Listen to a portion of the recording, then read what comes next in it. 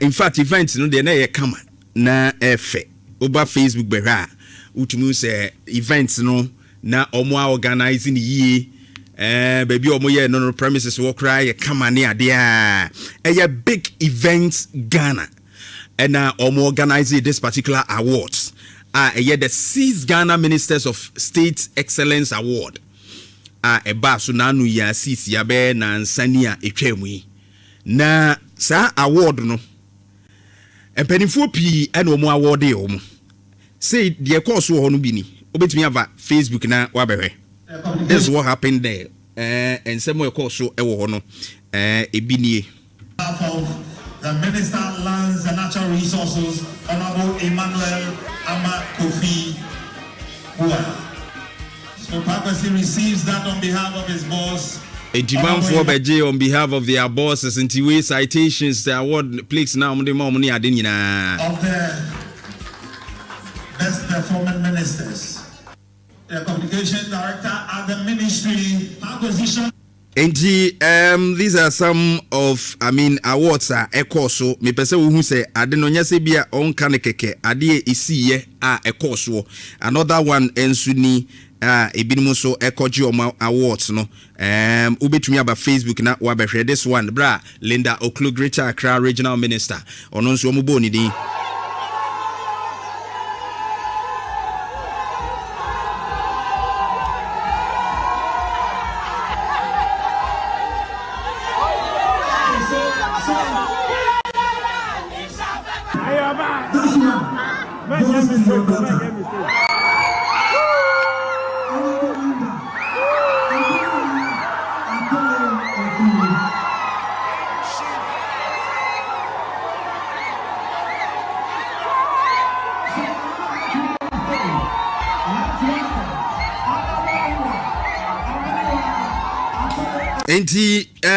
And my course so hobby ninti utimi say enije ana work grounds so mo agi awards so mo man crofo koja o mo se me koji awards enya asem keto akra e wo ho that time fache network no aye bit shaky kakra enti no o join Facebook na tete kwa still na o mugusu e work on bibia be fine but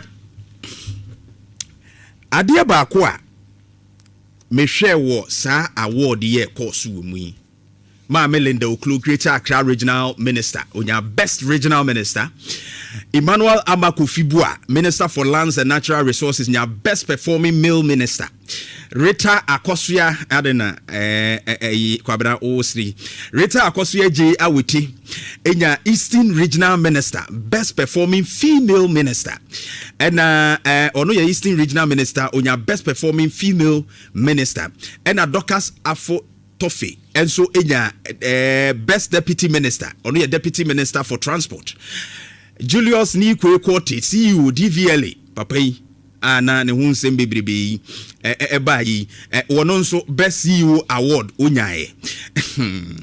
Ruth Dela Sedo, and so Director General, National Service Authority, Outstanding Performing Award, Ecoman, and other public sector leaders bebre womusu ya award womu na shasi ese controversy bia bamanfo kasa ho na award die ebinim se mekan ya kwabena esre we kire hei award die ase ekrofo ayede ma womu nsem wo ho ase ya hwekrum yani mu amane mu bi sa asa de ne nhyeda nya yi aba manfo shasi kasa ho pa se omo deserve award na nkasa nya omo yede ama omo no na Osha ma Melinda Oklu ye eba em wono kura be defend je fato sumae o defend the interest wonya award no because man for ka ho asem Greater Accra Regional Minister ma me na no wonam nsuo mu se de wo wedding no flood by no wonam wo ma so ne nsa no wo ye ma me we na o say the Greater Accra Regional Minister Linda Oklu has defended her recognition as best regional minister for 2026 by Big Events Ghana and watch it bibri ma me na kasa chirim so nyane ade a but man for say wadwuma wa bo no adabi not and sem fatakura se onya sa wo so we best anko ba bia said the best regional minister akoye nsempi yewra to force nso ono nso ewini best performing minister of state excellence awards ni nyina everybody the controversy is Ghana for efin say Ebinim wo hɔ I mean, they don't deserve the award. And omujumedi a omedino and may award wo bebia.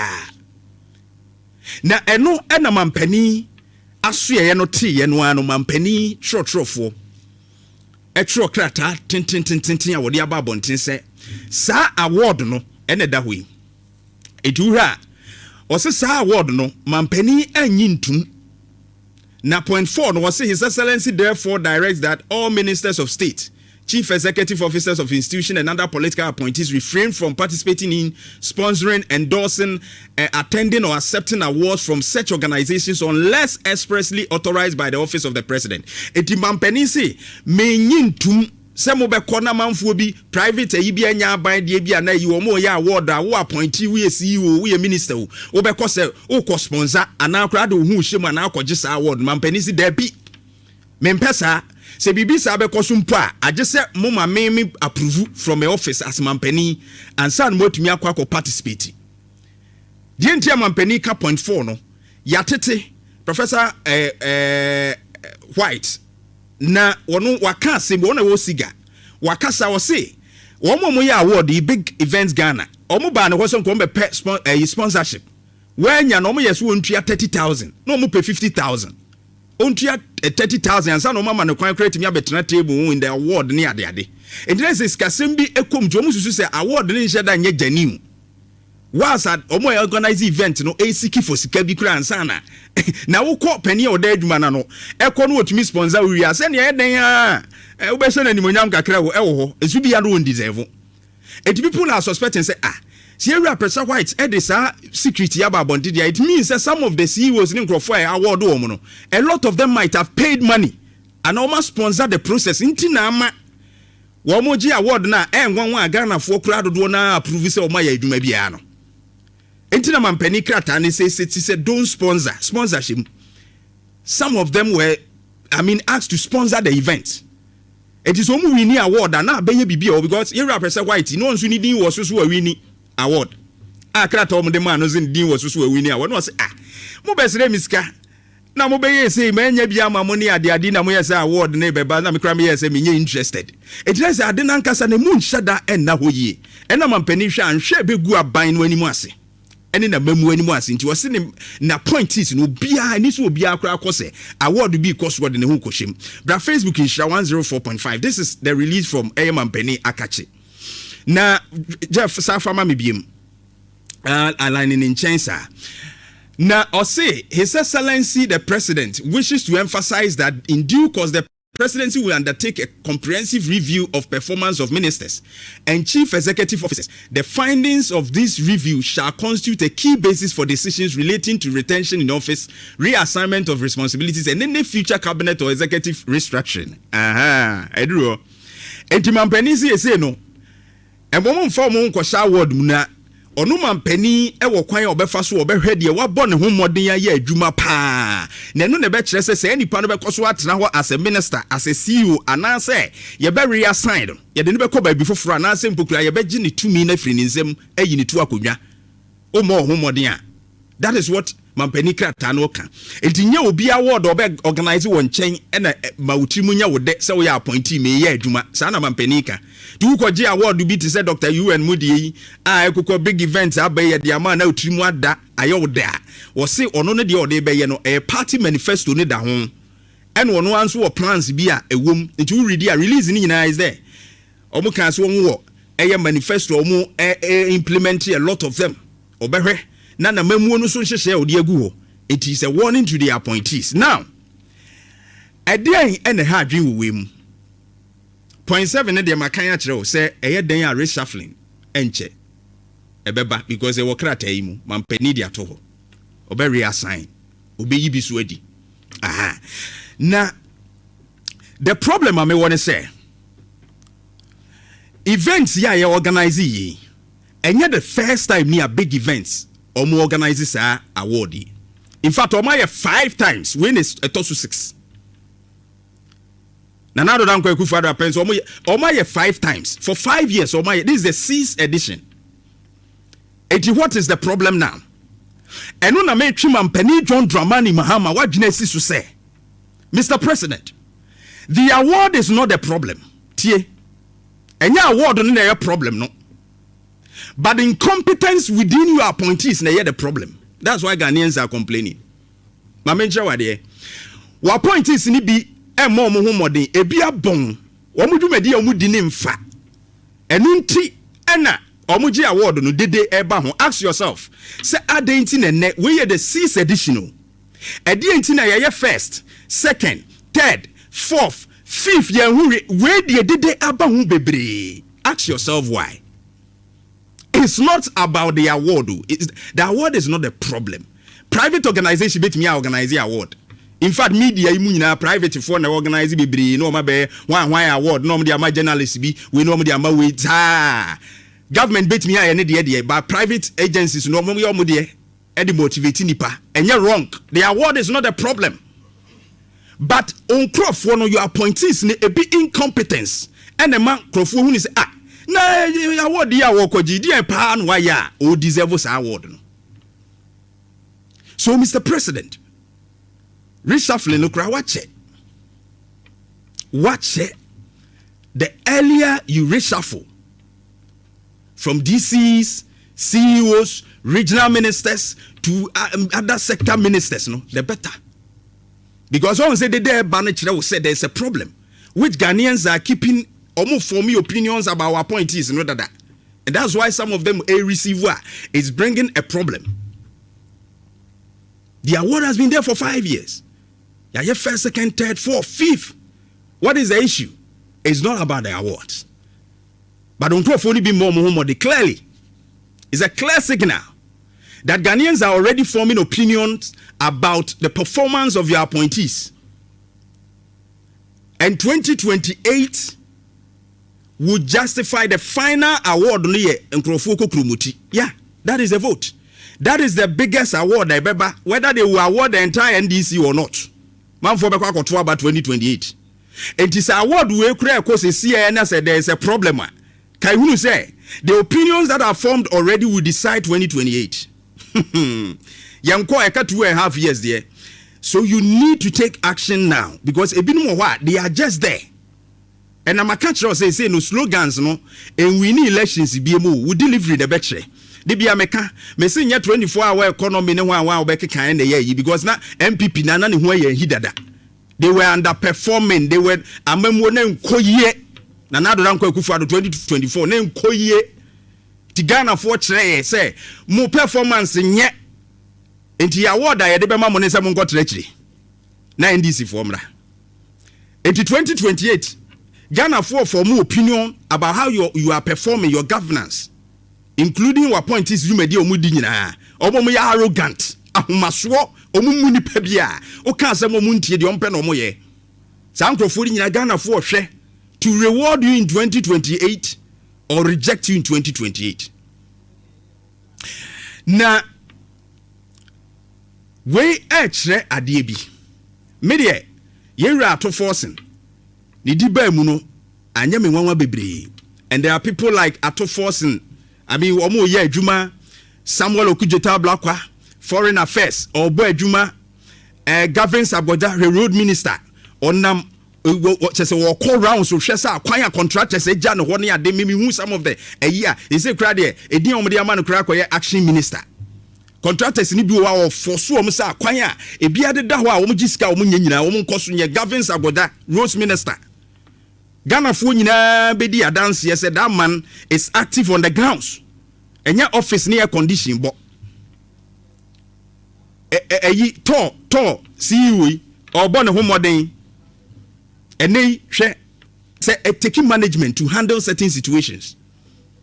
Edmond Combat Esquire and then revenue to nanka jiegu the edema abain CC.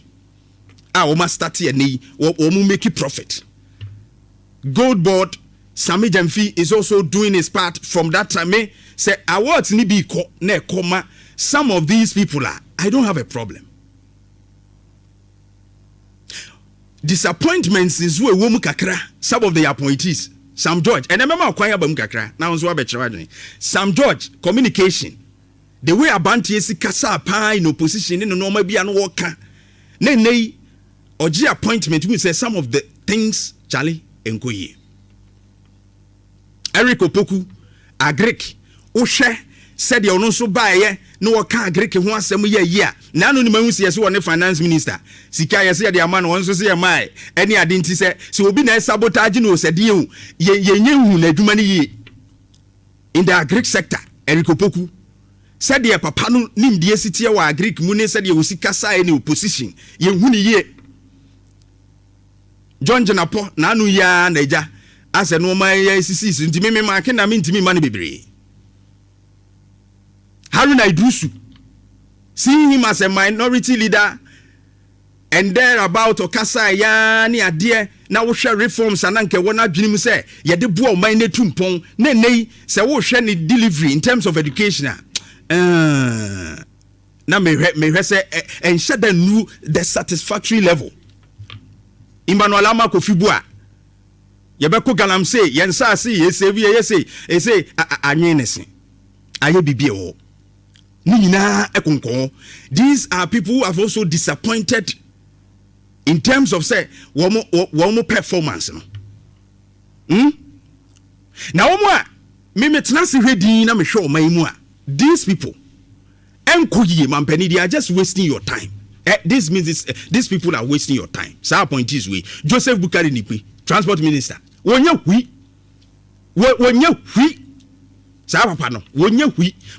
are wasting your time. Just a transport system no as say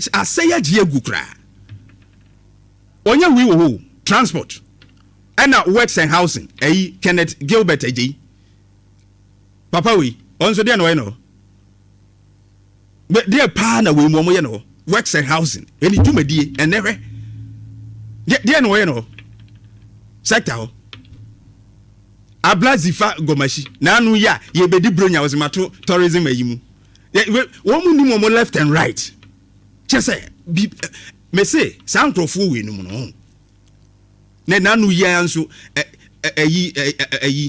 yera kando so hede oye ene obia kasa the health ministry ade a ye betumi handle na kakra bi with just human relationship any ade no and then a creative problem sabre doctor fotifie a creative problem. I'm a health sector. This is a problem which man penny and then what identifies as some of your people no mukoji award nangaza award nangaza wunyini engoye and you need to crack the whip immediately. And very necessary. Media maka me say the award nanko funadia mano is not really the problem. But the incompetence of most of your appointees, and abeye controversy say ya omoji award na manfo ka ho asem. Private entity ma award de enkenye problem. Can you see any problem because ekoso da. Check it well. Omo say saki omo. The reshuffle has delayed too much. Kofu bi omo de more number chese enko yie. It will be too far. I get 2.5 years pe. Ejuma no so. Mampeni, that's my advice. Ebusia, media simeba.